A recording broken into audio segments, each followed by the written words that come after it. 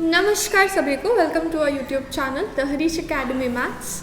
और इस चैनल पर मैं हूँ जिनीशा चौधरी और आज मैं आपके आगे लाई हूँ कॉम्प्लेक्स एनालिसिस आपकी एमएससी मैथमेटिक्स की सेम 1 की यूनिट 1 का पार्ट 1।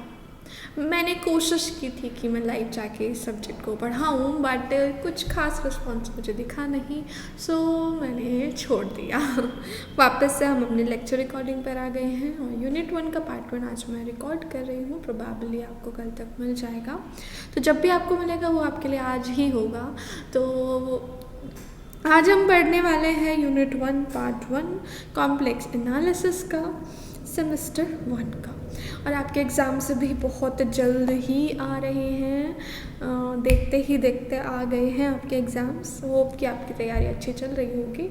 सारी तैयारी तो मैं आपको करवा नहीं पाऊँगी, लेकिन फिर भी अगर आप कोई स्पेसिफिक टॉपिक चाहते हैं, स्पेसिफिक सब्जेक्ट में कुछ स्पेसिफिक यूनिट चाहते हैं या क्वेश्चंस चाहते हैं, तो आप हमें कमेंट सेक्शन में बता सकते हैं। I can help you with those question और टॉपिक।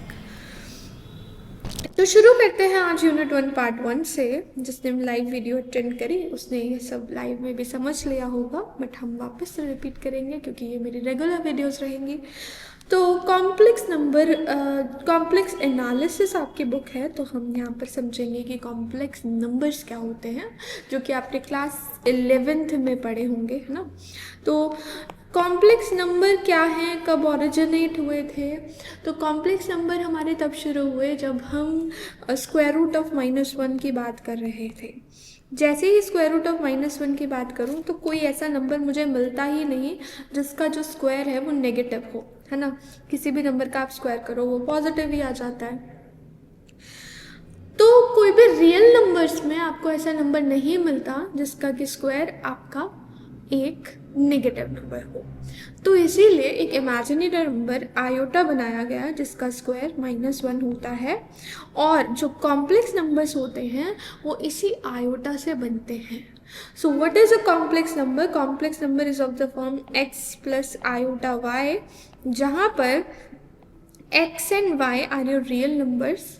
ठीक है, तो मतलब इनसे इस कॉम्बिनेशन, इस टाइप का जो नंबर होता है ना, वो आपका कॉम्प्लेक्स नंबर होता है। तो जो कॉम्प्लेक्स नंबर एक सेट है वो आपके रियल नंबर से भी बड़ा सेट है, क्योंकि कॉम्प्लेक्स नंबर अपने अंदर रियल नंबर्स भी कंटेन करते हैं अगर आपका जो y है वो 0 हो जाए तो। ठीक है, सो देखते हैं यहाँ पर।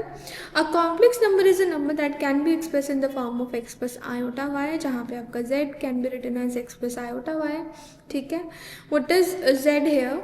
अब देखो, हम जब x y, इसको आप z x, y भी बोल सकते हैं। ठीक है, यहाँ पे आपको याद होगा जब रियल नंबर्स हम डिनोट करते थे तो हम x एक्सेस यूज़ करते थे फॉर योर एक्स एक्सेस हम यूज़ करते थे और हम वाई एक्सेस यूज़ करते थे, राइट। हम एक्स को लेते थे अपना इनपुट का कलेक्शन और वाई को लेते थे आउटपुट्स का कलेक्शन। तो जब हम अपना कॉम्प्लेक्स प्लेन पढ़ते हैं, ठीक है, तो उस प्लेन के अंदर हमारा एक्स एक्सेस रिप्रेजेंट करता है रियल एक्सेस को या फिर रियल लाइन को, और ये हमारा होता है इमेजिनरी लाइन या फिर इमेजिनरी एक्सेस। तो रियल एक्सेस पे हम x डिनोट करेंगे और इमेजिनरी पे हमारा y जाएगा, और ये मिलकर हमारा x प्लस आयोटा y एक कॉम्प्लेक्स नंबर बना देगा। क्लियर? तो ये हमारा तरीका होता है इसे प्लेन में रिप्रेजेंट करने का। वहाँ पे x क्या है? x is actually the real part of your z, और z क्या था? आपका कॉम्प्लेक्स नंबर। तो आपके कॉम्प्लेक्स नंबर का real part is called as x and imaginary part of the complex number is called as y। अब देखते हैं, अगर आपके पास दो कॉम्प्लेक्स नंबर हैं, let's suppose z1 is x1 y1 which can also be written as x1 plus iota y1, और z2 है आपका x2 y2 जिसको आप x2 प्लस आयोटा y2 भी लिख सकते हो। तो what is z1 plus z2? आपको क्या करना रहेगा? Real part will be added in real part यानी x1 plus x2, and imaginary part will be added in imaginary part that is y1 plus y2। तो ये बनेगा आपका complex number x1 plus x2 plus iota times y1 plus y2। ठीक है, तो ये हमारा तरीका हुआ how to add two complex numbers. ठीक। Commutative law. अब अच्छा एक चीज़ और, यहाँ पर मैं क्या फॉलो कर रही हूँ, मैं यहाँ पर MDU यानी महर्षि दयानंद यूनिवर्सिटी की वेबसाइट पे, ऑफिशियल वेबसाइट पर जो आपको वो नोट्स प्रोवाइड करते हैं MSc के, उन नोट्स को मैं फॉलो कर रही हूँ। अगर आप वो नोट्स की PDF चाहते हैं तो आप MDU की ऑफिशियल वेबसाइट पर जाकर उसे ले सकते हैं। ठीक है। कॉम्यूटेटिव लॉ, अब जो कॉम्प्लेक्स नंबर्स होते हैं वो कॉम्यूटेटिव लॉ होल्ड करते हैं और वो क्लोजर प्रॉपर्टी भी सेटिस्फाई करते हैं। पहले समझते हैं क्लोजर प्रॉपर्टी। क्लोजर प्रॉपर्टी क्या है कि अगर आप दो कॉम्प्लेक्स नंबर को ऐड करो तो वापस से आपको एक कॉम्प्लेक्स नंबर ही मिलता है।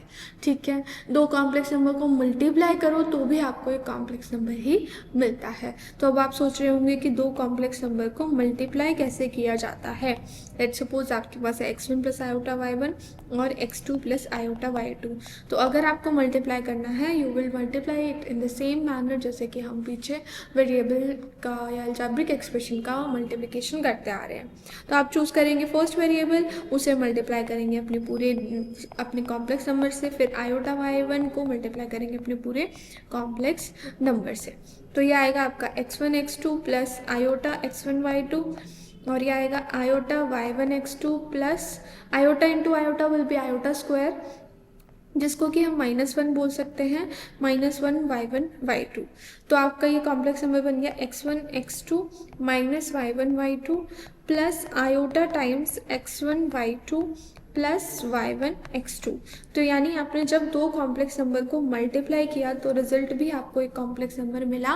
That means closure property also holds on multiplication of two complex numbers. ठीक है। तो आपको समझ में आ रही हैं चीज़ें, समझ में आती हैं तो थोड़ा बहुत हमें बता दिया करो ताकि हम थोड़ा पता लगता रहे हमें कि क्या चल रहा है। ठीक है ना, ऐसे ही बोलते बोलते रहने में मैं भी भूल जाती हूँ, तो फिर मुझे कमेंट मिलता है तो फिर मेरे को वहाँ पे इंटरेस्ट आ जाता है, फिर मैं अगली वीडियो रिकॉर्ड कर लेती हूँ। चलिए, तो कॉम्यूटेटिव समझते, कॉम्यूटेटिव क्या कहता है बेटा, ऑर्डर मैटर नहीं करता। आप Z1 में Z2 ऐड करो या Z2 में Z1 ऐड करो, it's one and the same thing. Same तरीके से मल्टीप्लाई Z1 इंटू Z2 या Z2 into Z1, it's again one and the same thing. तो कॉम्यूटेटिव प्रॉपर्टी होल्ड करते हैं। एसोसिएटिव होल्ड होती है कि अगर आपके पास 3 कॉम्प्लेक्स नंबर हैं and you want to add them all, या फिर आप मल्टीप्लाई करना चाहते हो सबको, then order does not matter. आप पहले दोनों को ऐड करके उनका रिजल्ट तीसरे में ऐड करो, या फिर आप पहले में बाकी दोनों के रिजल्ट को ऐड करो, आंसर विल बी सेम।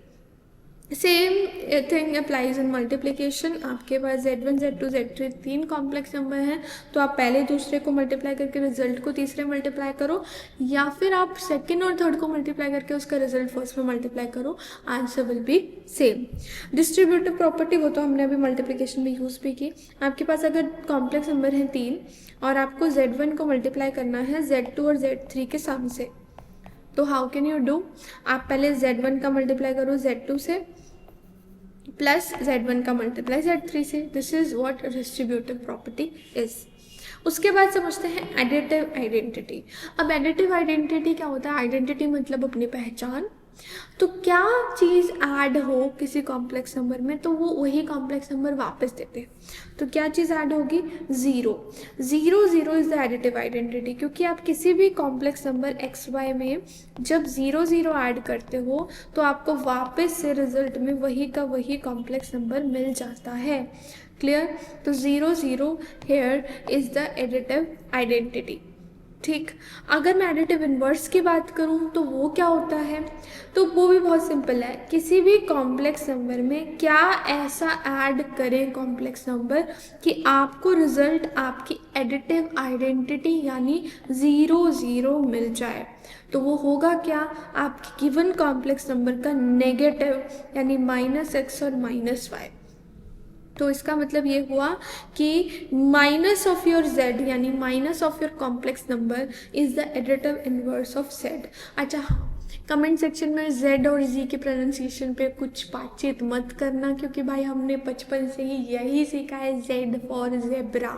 अब z आ गया है और मेरे मुंह पे z चढ़ नहीं रहा है, although I know now the correct pronunciation of z is not z, it's z।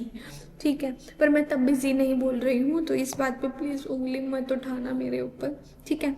अच्छा चलिए, minus Z is the additive inverse. अब आते हैं आगे मल्टीप्लिकेटिव आइडेंटिटी पे। तो मल्टीप्लिकेटिव है, नाम से पता चल रहा है, तो यहाँ पर हम क्या देखेंगे, एक ऐसा कॉम्प्लेक्स नंबर जो कि किसी कॉम्प्लेक्स नंबर में जब मल्टीप्लाई हो तो आपको वही सेम कॉम्प्लेक्स नंबर आंसर में दे दे। तो वो कौन सा कॉम्प्लेक्स नंबर होगा, वो होगा 1,0। जब भी आप किसी एक्स वाई में 1,0 का मल्टीप्लाई करोगे तो आपको आपका कॉम्प्लेक्स नंबर ही मिल जाएगा। नाउ 1,0 हेयर मीन्स 1 + 0 आयोटा, यानी सिंपली 1 को अगर आप किसी कॉम्प्लेक्स नंबर में मल्टीप्लाई करते हो you will get the same complex number back.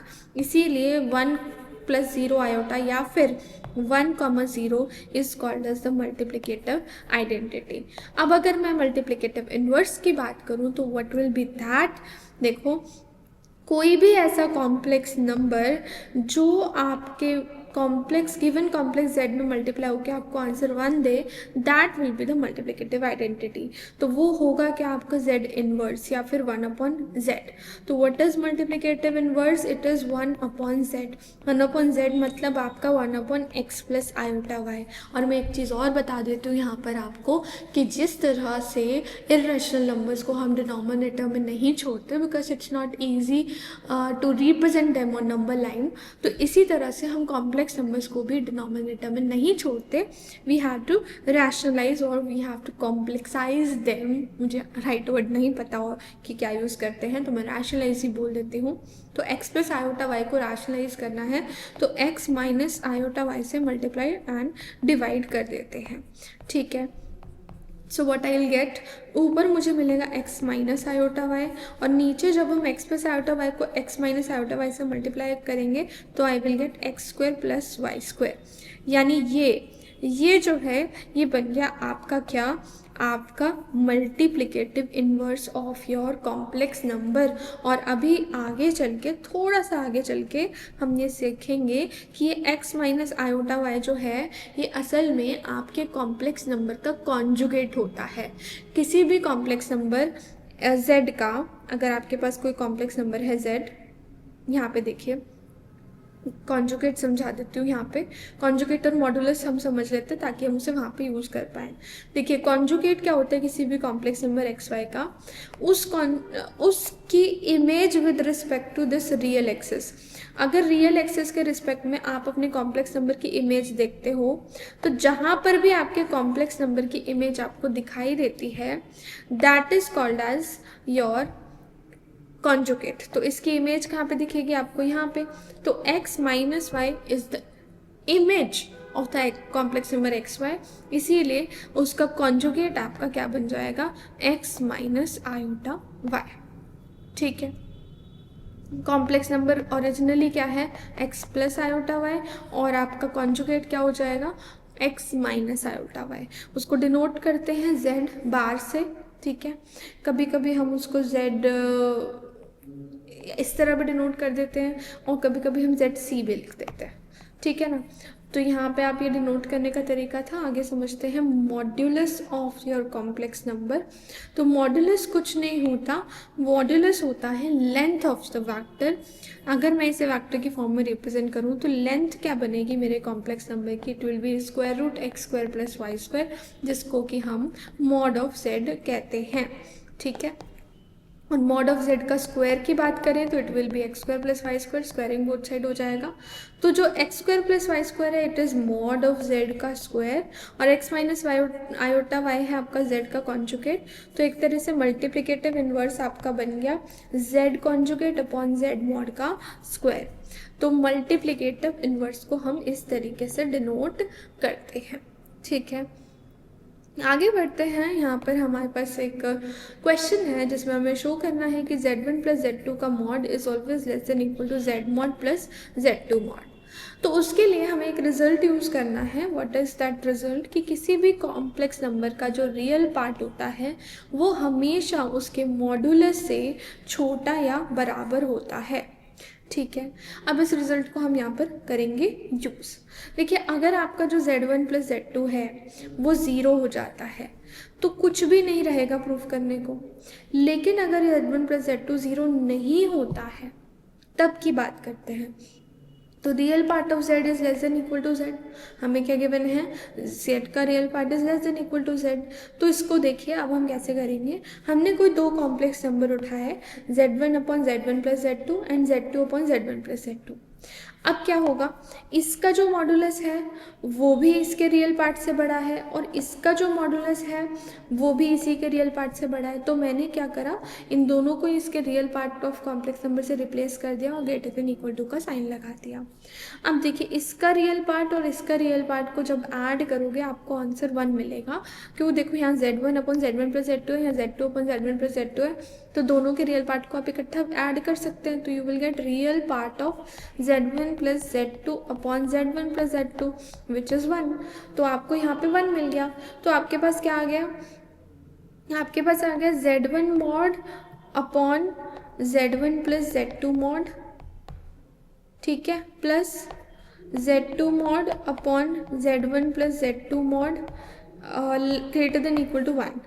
तो आप यहाँ पे एलसीएम लेंगे तो ये z1 प्लस z2 का मॉड आपका राइट पे शिफ्ट हो जाएगा और यहाँ बचेगा z1 mod plus z2 mod. वही आपको प्रूव करना था, तो आपके पास फर्स्ट वाला रिजल्ट जो है वो प्रूव हो गया है। ठीक है, अब हम करते हैं अपने सेकेंड रिजल्ट को शो। तो सेकेंड रिजल्ट के मैंने z1 एक कॉम्प्लेक्स नंबर लिया और उसमें z2 को ऐड और सब्ट्रैक्ट कर दिया। ठीक है, अब ये दोनों कॉम्प्लेक्स नंबर मेरे पास इक्वल हैं, तो इन दोनों का जो मॉडुलस है वो भी क्या होगा, इक्वल होगा। अब जब मॉडुलस को हम अलग अलग करते हैं, मैंने z2 पे अलग किया, z1 माइनस z2 पे अलग, तो हमारे पास यहाँ पे एक लेस देन इक्वल टू का साइन आ जाता है। ठीक है ना। अब अगर मैं इस z2 के मॉड को शिफ्ट कर दूँ इधर, तो मेरे पास आ जाएगा z1 mod minus z2 mod is less than equal to z1 minus z2 whole mod, और यही हमें हमारे सेकेंड पार्ट में प्रूव करना था। क्लियर, समझ आ रहा है आपको यहाँ तक सब कुछ।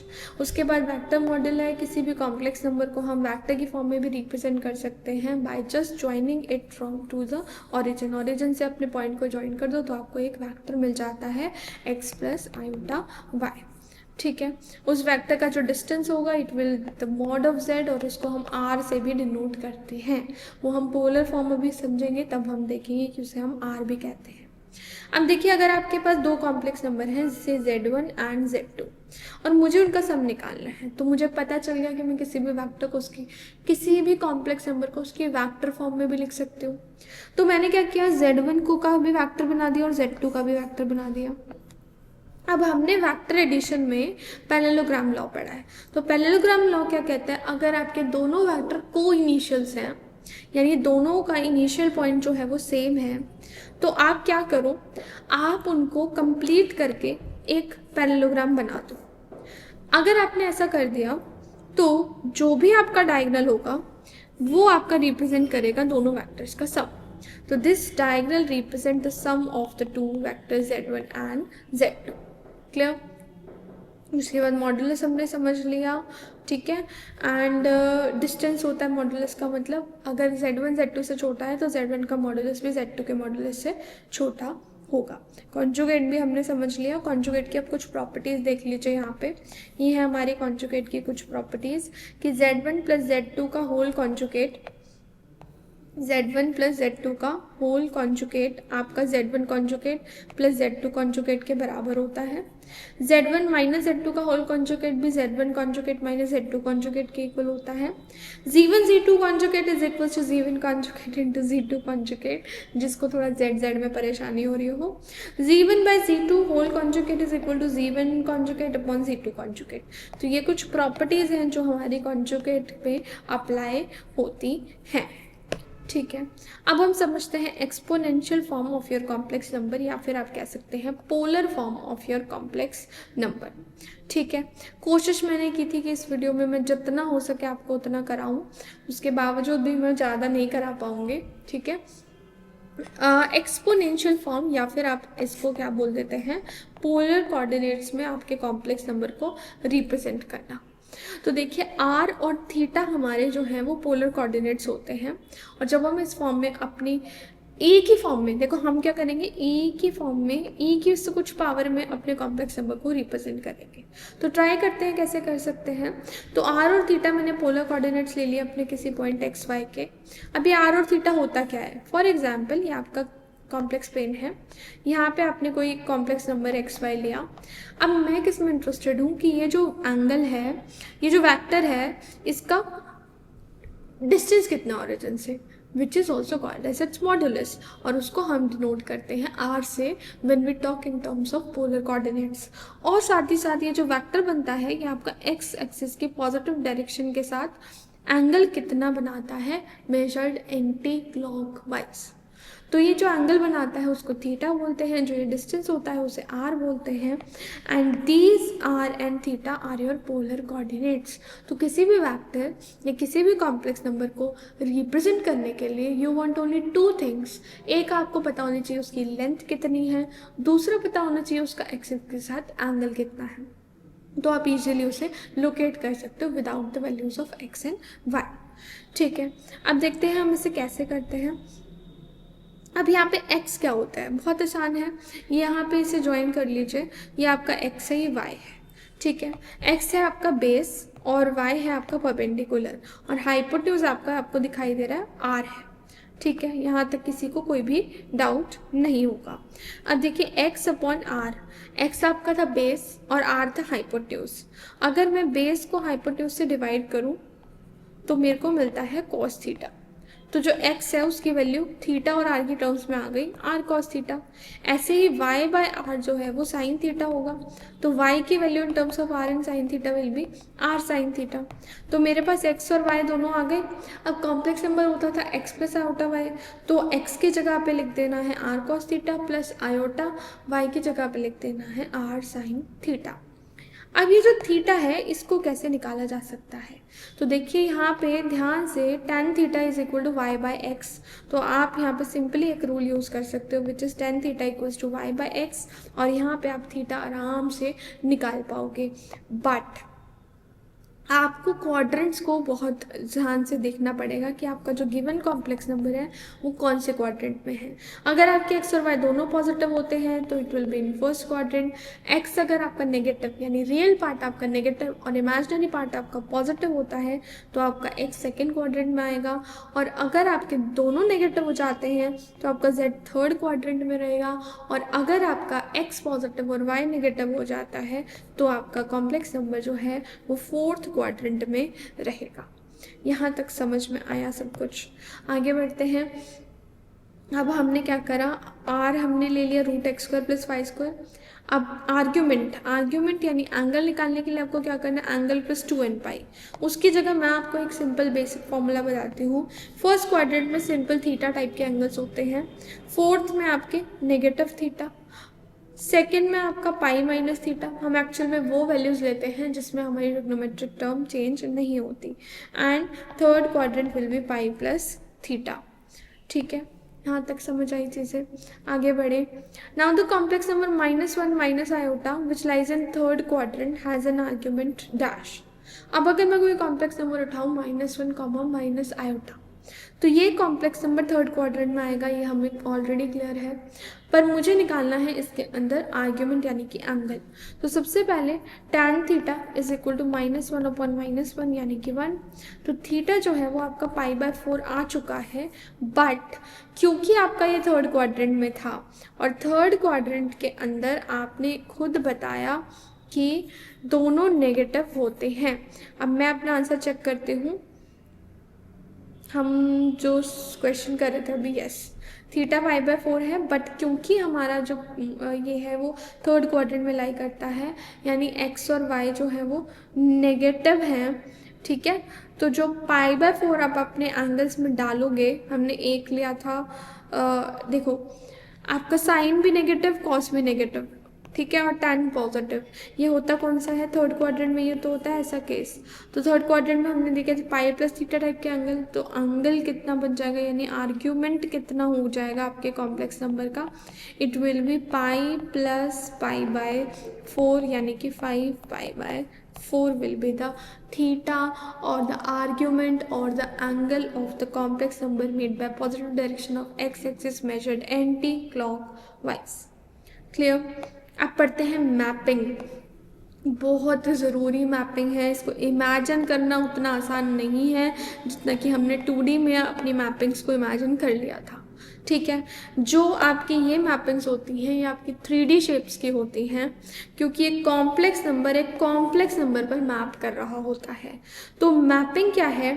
अगर आपने कोई फंक्शन लिया जो s से t सेट पे डिफाइन किया, जहाँ पे s और t दोनों ही नॉन एम्प्टी होने चाहिए, यानी कि खाली नहीं होने चाहिए, तो f of x plus iota y आपको u प्लस आयोटा v देना चाहिए। यानी एक पूरा set of complex number is your domain, और जहाँ पे आपका रिजल्ट आएगा that will be the codomain u plus iota v। Single valued function वो होते हैं जिनमें मल्टीपल इनपुट्स के भी सेम ही आउटपुट निकले।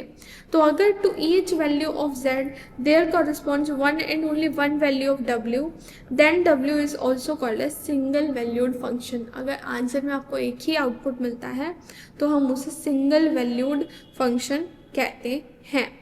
ठीक है, तो यहाँ पे आज तो हम कुछ डेफिनेशंस रीड कर रहे हैं, ध्यान से समझ लीजिएगा। आगे है ये मल्टी वैल्यूड फंक्शन। मल्टी मतलब एक से ज़्यादा, यानी अनेक आउटपुट जब आप एक चीज़ के देते हैं तो वो आपका मल्टी वैल्यूड फंक्शन बन जाता है। ठीक है, हाँ जी, ठीक है ना, समझ आ रहा है ना, बोर तो नहीं हो रहे ना? मैं तो क्योंकि हो रही हूँ थोड़ा सा वीडियो बनाते बनाते, क्योंकि आज एक्चुअली पहली बार मैं वीडियो शाम में रिकॉर्ड कर रही हूँ। वैसे तो मैं सुबह ही वीडियोस रिकॉर्ड कर लेती हूँ, जो थोड़ी बातचीत कर लेते हैं ताकि थोड़ा सा मेरा मूड रिफ्रेश हो जाए। आज मैं पूरी क्लासेस के बाद वीडियो रिकॉर्ड कर रही हूँ, तो मैं थोड़ी सी थक गई हूँ और ठंड भी बहुत हो रही है, तो मन सा नहीं हो रहा है ना ठंड में काम करने का। अच्छा, ये बताइए कमेंट सेक्शन में आपकी तैयारी पेपर की कैसी चल रही है? कौन सा सब्जेक्ट टॉप नॉच चल रहा है? कौन सा सब्जेक्ट बिल्कुल भी हाथ नहीं लगाया आपने? और कौन सा सब्जेक्ट, अगर आप चाहो कोई भी एक सब्जेक्ट बताना, कौन सा सब्जेक्ट ऐसा चाहते हो जिसको पूरा करवा दिया जाए, मतलब जो आपको बिल्कुल भी नहीं आता और लग रहा है कि फेल हो जाओगे? तो इन सवालों के जवाब आप कमेंट में मुझे बता सकते हो। ठीक है, थोड़ी सी हेल्प मिलेगी आपको शायद। ठीक है, चलते हैं हम बाउंडेड फंक्शन पे। कोई भी फंक्शन एफ जेड को बाउंडेड तब कहते हैं बेटा जब उसका आपको एक दायरा मिले, आपको उसकी मैक्सिमम और मिनिमम वैल्यू मिल जाए कि यहाँ से नीचे नहीं जाएगा, यहाँ से ऊपर नहीं जाएगा। अगर आपको ऐसा मिल जाता है तो फंक्शन आपका बाउंड हो जाएगा। जैसे कि उसका आउटपुट का मॉड k से हमेशा छोटा है, यानी your F Z lies between -k and +k, इसीलिए योर फंक्शन इज बाउंडेड। और कोई भी फंक्शन कॉन्टिन्यूस है अगर अपने बाउंडेड रीजन में, तो उसको हम पूरे डोमेन में बाउंडेड बोलते हैं। अब बात करते हैं लिमिट की किसी कॉम्प्लेक्स फंक्शन के। अगर d मेरा डोमेन है फंक्शन का इन अ कॉम्प्लेक्स प्लेन, जहाँ पे फंक्शन एफ जेड डिफाइंड है, तो उस प्लेन के अंदर अगर मैं जेड नॉट कोई कॉम्प्लेक्स नंबर लूँ और आपका एफ ऑफ जेड किसी लिमिट एल को तब कन्वर्ज करेगा, मतलब आपने जो जेड है वो जेड नॉट पे कन्वर्ज कराया, तो एफ ऑफ जेड आपका एल पे कन्वर्ज कर जाएगा। ठीक है ना, मतलब ये एक तरह से लिमिट क्या है फंक्शन की? लिमिट वही होती है कि अगर आप किसी स्पेसिफिक इनपुट पे कन्वर्ज कर रहे हैं, तो उस इनपुट पे कन्वर्ज करते समय आपका आउटपुट कहाँ को अप्रोच कर रहा है, that becomes the limit of the function for that particular point. तो अगर आपका इनपुट जेड नॉट को अप्रोच कर रहा है और आउटपुट उस दौरान किसी वैल्यू एल को अप्रोच कर रहा है, then L will be the limit of that function at Z is equal to Z nought. तो उसको हम F of Z minus L का mod less than epsilon wherever Z minus Z nought is less than delta भी बोल सकते हैं। इसका मतलब जेड आपका जेड नॉट के बहुत क्लोज है और एफ जेड आपका एल के बहुत क्लोज है। तो इसका मतलब ये हुआ अगर आप अपने फंक्शन में z के z0 वैल्यू पे लिमिट करोगे तो आपका फंक्शन l आंसर देगा, फंक्शन l को अप्रोच करेगा। यानी f z l को कन्वर्ज करता है जैसे कि आप अपने z को किसी z0 कॉम्प्लेक्स नंबर के कन्वर्ज कर देते हो।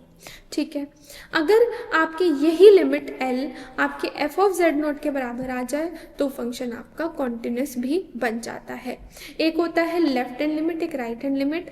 लेफ्ट और राइट अगर बराबर हो तो फंक्शन की लिमिट एग्जिस्ट करती है, और अगर ये लेफ्ट और राइट आपके f ऑफ z के बराबर आ जाए तो फंक्शन आपका कॉन्टिन्यूस भी हो जाता है। अब कुछ रिजल्ट्स, अगर आपका एफ जेड कॉन्टिन्यूस है किसी पॉइंट z0 पे तो एफ जेड का मॉड भी कॉन्टिन्यूस होगा, एफ जेड का कॉन्जुगेट भी कॉन्टिन्यूस होगा, और एफ ऑफ जेड कॉन्जुगेट भी कॉन्टिन्यूस होगा। ये सब कॉन्टिन्यूस होंगे। और अगर एफ और जी दो फंक्शन है जो कॉन्टिन्यूस हैं तो उन दोनों का सम भी कॉन्टिन्यूस होगा, उन दोनों का प्रोडक्ट भी, डिफरेंस भी और डिविजन भी, provided that denominator is non zero. ठीक है, तो अब हम चेक कर लेते हैं, शो करना है कि following functions are continuous everywhere in complex plane. तो उसके लिए हमें उसकी कंडीशन दिखानी पड़ेगी।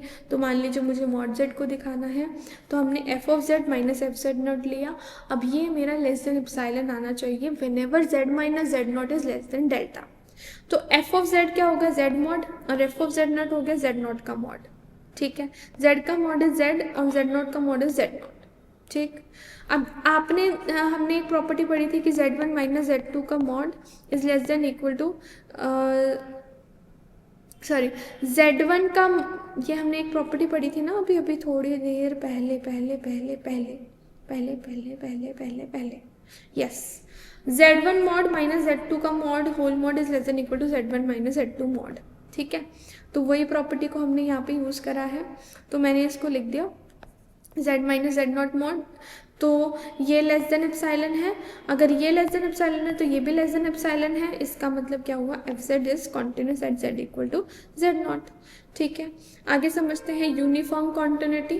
अ function f z is said to be uniformly continuous. किसी फंक्शन को हम यूनिफॉर्मली कॉन्टिन्यूस तब कहते हैं अपने डोमेन में अगर हर एप्सिलॉन ग्रेटर देन 0 के लिए एक डेल मिले ग्रेटर देन 0 जो एप्सिलॉन पे डिपेंड करता हो पर जेड नॉट पे डिपेंड ना करता हो, और F Z minus F Z not आपका टी से छोटा आए जब जेड माइनस जेड नॉट आपका डेल से छोटा है। ठीक है, जहाँ पे जेड और जेड नॉट दोनों अलग अलग होंगे तो हम कहेंगे फंक्शन इज यूनिफॉर्मली कॉन्टिन्यूस।